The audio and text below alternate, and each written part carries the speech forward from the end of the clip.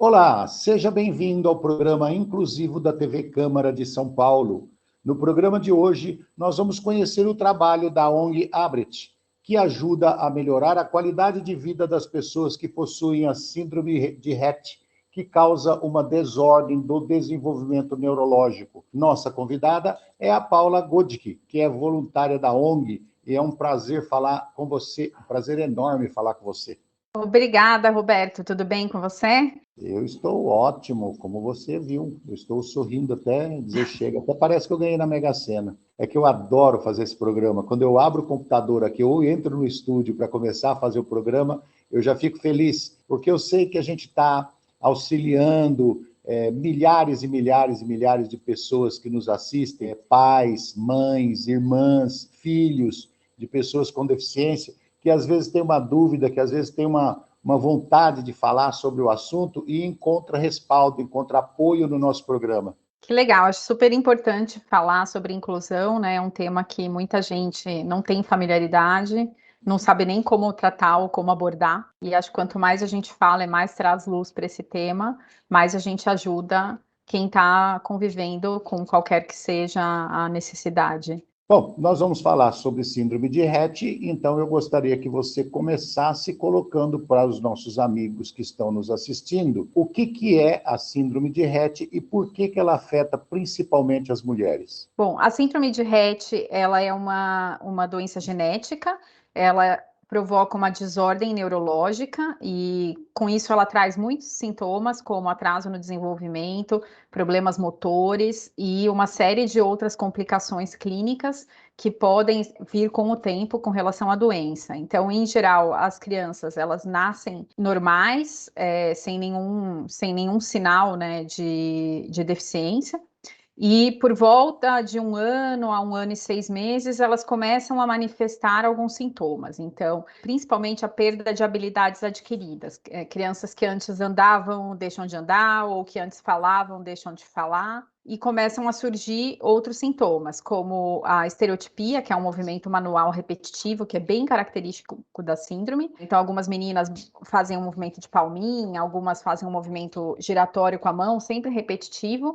E esse movimento faz com que elas percam a função da mão, a função dos membros superiores, né, ao longo do tempo, porque a estereotipia é mais forte que elas. Respondendo aqui a sua pergunta, né, de por que afeta principalmente meninas, o que acontece é que a síndrome de Rett ela é uma mutação no gene MECP2, principalmente no gene MECP2, tá? Existem alguns casos mais raros de mutações em outros genes que também são associados ao quadro de Rett, mas o gene MECP2 ele é um gene no cromossomo X, e as meninas têm 2X. Então, geralmente, o que acontece? Os meninos, eles têm XY, e lembrando lá das nossas aulas de biologia, né, no segundo grau. Quando o menino tem o cromossomo X prejudicado, o que acontece é que ele vai codificar uma proteína muito, muito danificada, e aí eles acabam tendo um quadro mais grave, e muitos nem sobrevivem. Então, existem sim casos de meninos com síndrome de Rett que ainda estão vivendo, alguns até vivendo com qualidade de vida,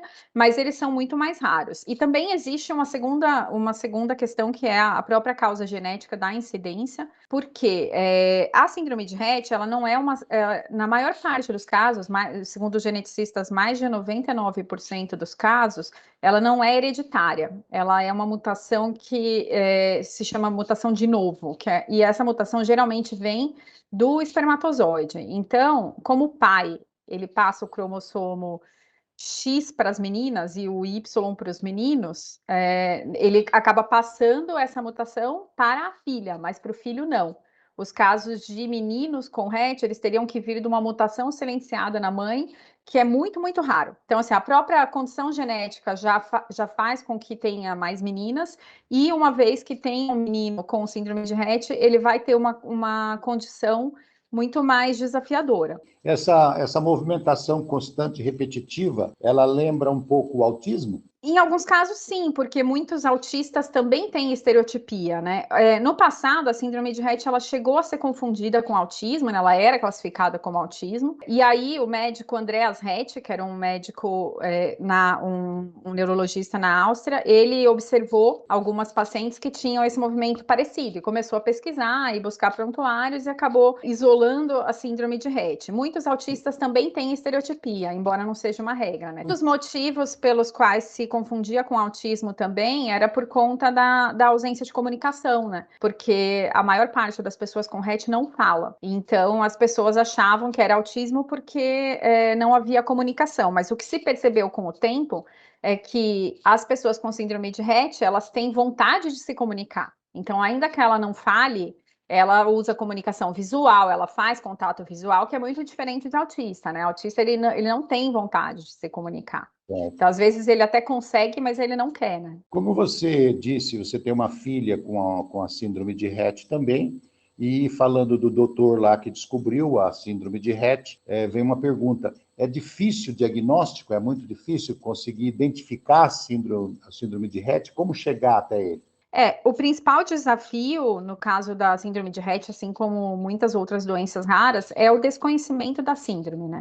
Ela é uma doença rara, então muitos profissionais de saúde nem conhecem. O quadro clínico da doença, né, esses sintomas, atraso no desenvolvimento, perda de habilidades ou movimento estereotipado, eles são características clínicas fortes para definir o diagnóstico de Rett. Só que os profissionais que acompanham a criança desde o início, muitas vezes nem têm conhecimento dessa síndrome, ou ouviram levemente falar na faculdade de medicina muitos anos atrás. O diagnóstico em si, ele tem essa parte clínica que eu comentei, né, dos sintomas, mas ele é confirmado pelo exame genético, que é o exame de sequenciamento do MACP2, que é um exame que hoje não é coberto pela rede pública. O pezinho entra, não?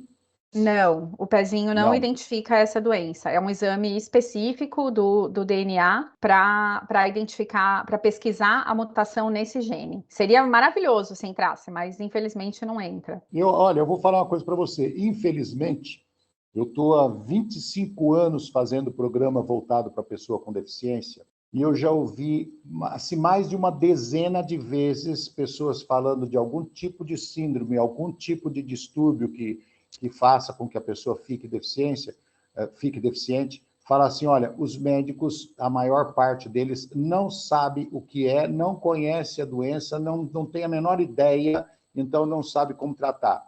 É complicado ouvir isso, né? Você falar assim: olha, a doença rara, eu acho que deveria ter cursos para coisas assim diferenciadas para os médicos, deveria ter isso. Não, eu concordo plenamente, acho que é super importante. Eu entendo que a medicina é um campo muito amplo e que os médicos têm que saber muita coisa, mas o desconhecimento ele faz com que muitas pessoas fiquem sem diagnóstico, né? Uma perguntinha para a gente fazer um intervalo. Como que é o tratamento para ela? Ela tem cura? Então, a síndrome de Rett não tem cura e nem tem tratamentos específicos para Rett. Não tem um medicamento que você dê para uma criança com Rett. O que se faz hoje é simplesmente tratar os sintomas. Então, a criança tem epilepsia, ela vai tomar o anticonvulsivante. A criança tem problemas gástricos, ela vai tratar o problema gástrico. Então, algumas crianças chegam a tomar vários medicamentos para tratar os diferentes sintomas da síndrome, mas o principal efeito dessa mutação é uma desregulação generalizada no cérebro, por isso que causa esse atraso. E não existe um medicamento que resolva isso. Tem sim muitas pesquisas, que é esse o trabalho, inclusive, que eu faço na Abrit, de acompanhar as pesquisas, em busca tanto de um medicamento que ajude a melhorar o quadro completo da síndrome, quanto de pesquisas genéticas para tratar a causa raiz, que é a mutação no MECP2, e se essa mutação fosse consertada, os sintomas seriam muito reduzidos, né? Então, existem essas pesquisas, mas hoje não tem nada disponível. Fisioterapia ajuda? As terapias ajudam muito a melhorar a qualidade de vida. Então, o recomendável é que exista um tratamento multidisciplinar, combinando fisioterapia, terapia ocupacional, terapia de fala, né, fonoaudiologia, e terapias psicológicas para incentivar o desenvolvimento cognitivo. Então, a minha filha, por exemplo, faz muitas horas de terapia, ela também faz natação, faz todas essas que eu falei. E aí tem algumas crianças que, dependendo do quadro, acabam precisando de outras terapias também, né? Então, além de tudo isso que acho que ajuda a todos, existem também terapias específicas, como fisioterapia respiratória, e aí depende de quadro para quadro. Mas, em linhas gerais, a combinação de todos esses profissionais ajuda muito as crianças tanto a se desenvolverem quanto a se manterem preservadas, né? Você disse que uma das causas principais é a perda dos conhecimentos adquiridos, né? Ela passa a esquecer. Você falou isso lá na primeira pergunta. Isso, No caso nos da sintomas. fisioterapia, da fonoaudiologia, da terapia ocupacional, junto com alguns remédios que possam ser juntados a essa, ou colocados junto com esse tratamento, pode-se estacionar esse regresso? Eu não sei se a gente pode falar que estacionar, mas o que a gente sabe que acontece com muitas pessoas é a criança deixou de andar, ela começa a fazer físio e recupera a marcha. Então, isso sim.